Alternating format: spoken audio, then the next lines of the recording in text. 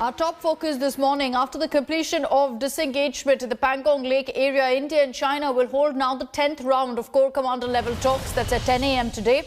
The talks will be held in Moldo near Chushul on the south bank of Pangong on the Chinese side.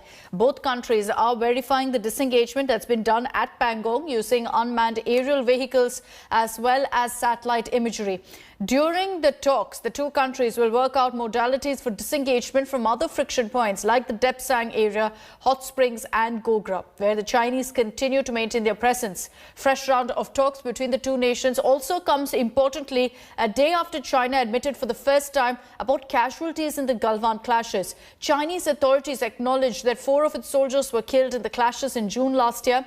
China's state-owned media also released what it claimed was the first video footage of the deadly incident, trying to put the blame on the Indian side. Let's take this across to our senior executive editor Gaurav Sawant, who's joining us live from Leh. Gaurav, good morning. A lot of focus will be on the 10th round of talks and whether we're going to be seeing another breakthrough as far as disengagement is concerned. But going into this dialogue, Gaurav, it's happening at a time when China has put out certain statements of what happened a few months ago with regards to Galwan.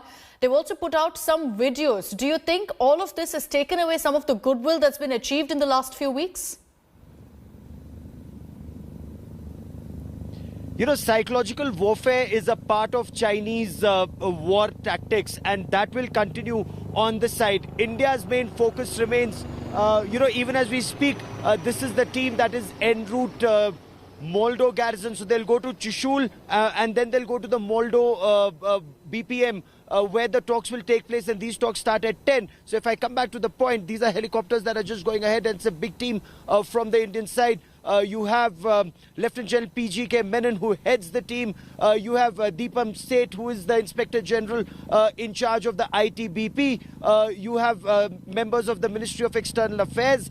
And there is very close consultation that takes place between the entire Indian team, because it's the whole of India approach that's adopted. So if I quickly come back to the point that I was making, Akshita, mind games continue, psychological warfare continues. But every time something that appears in the Indian media and the Chinese are upset about it, the Indian side tells them focus only on the written content that comes from the government of India. India has a free press. They do what they want. You focus only on what the government says. And that's exactly what India also intends to do this time. Irrespective of all the psychological warfare that China may attempt to do, India will state facts. Look, we are aware of the facts as far as what happened at Galwan. It's been a very rude blow to China's prestige, and yet China is retreating or disengaging just as yet. So it's hoping to create this buffer zone. The focus in today's talks, Akshita, will remain on Gogra and Hot Spring, while India will raise the issue of both Depsang and of Demchok. And in Demchok, there's the CNN Nala issue, where our grazers are stopped from going to the traditional grazing points by the Chinese. And India says, while that boundary issue is sorted out, our grazers should not be stopped. So all these issues will be taken up in the step-by-step approach from what sources tell India today. The focus today will remain on Hot Spring and Gogra disengagement. Okay, and that was exactly what I was going to ask you, Gaurav. After Pangong now, the two focus areas that are going to come up in this level of talk. So far, if you look at what's happened at Pangong, definitely looks like we can afford to perhaps put a bit of faith in what China says with regards to disengagement. They've stuck to their word on disengagement along Pangong, correct?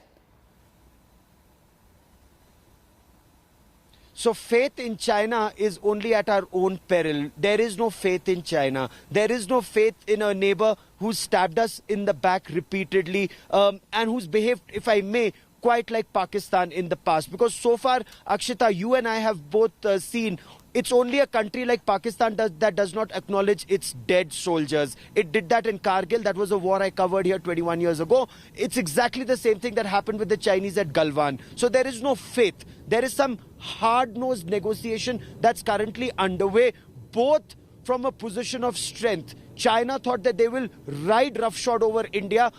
Unfortunately for China, that is not happening, because India stood up to China and India sent that message across. You remember what Army Commander, Northern Command General Joshi told me? He said India will not cede an inch of our territory, and whatever the cost. So, you know, these big jets that you hear above right now are also those huge C-17s, Globemasters of the Indian Air Force, that are ensuring that we are well stocked for the coming summer. While you look at the Chinese, you verify their action, there is no trust in what the Chinese do, and this is only disengagement that is taking place. There is no de-escalation, which means their armor hasn't gone back to its permanent location. There is no de-induction of forces that is happening. They've just moved back 30 kilometers or 50 kilometers in some locations because they are also scared that they do not want to lose their lives like they did at Galwan. So India is saying, while that boundary issue is sorted out, let's maintain peace and tranquility at the border. To maintain that peace and tranquility at the border, our patrols should have access to all our petrol points. That is what these border talks are attempting to do at this point of time. Okay, this is a story we're going to be tracking through the day. So Gaurav, for the moment, thank you for joining us. 10 a.m. is when there will be the 10th round of core commander level talks. And as Gaurav was pointing out to us, two areas that will be discussed, Hot Springs and Gogra. We're expecting that perhaps there will be some breakthrough in talks today as well. And there will be a plan for further disengagement.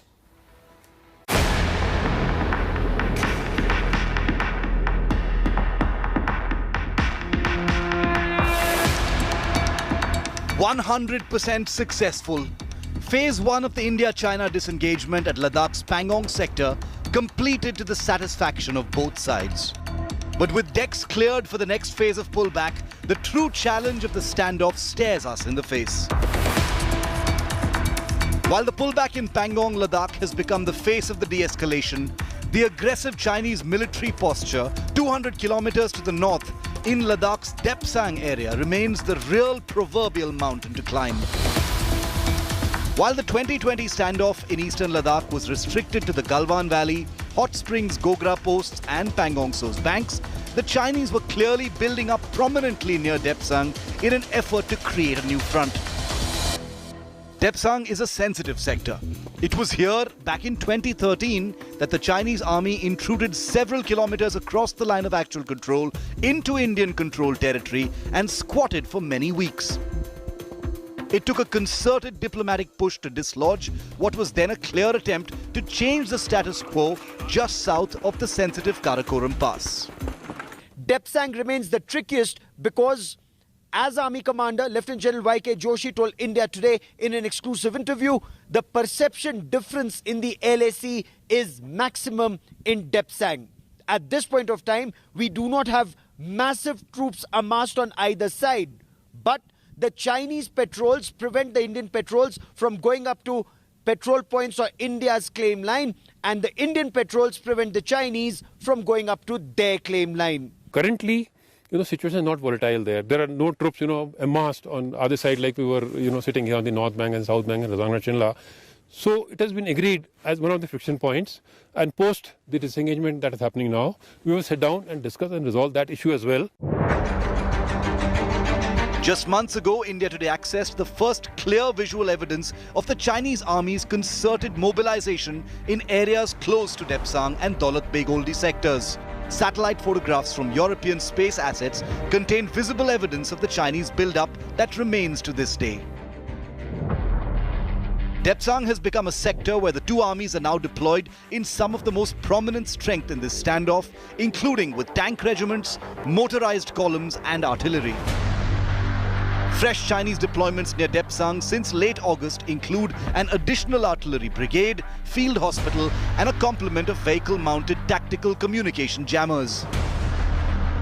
While both sides remain on their side of the LAC in Depsang, attempts to block patrols have taken place since late May, with the Indian Army mounting its own localized movements to apply counter-pressure on Chinese patrols.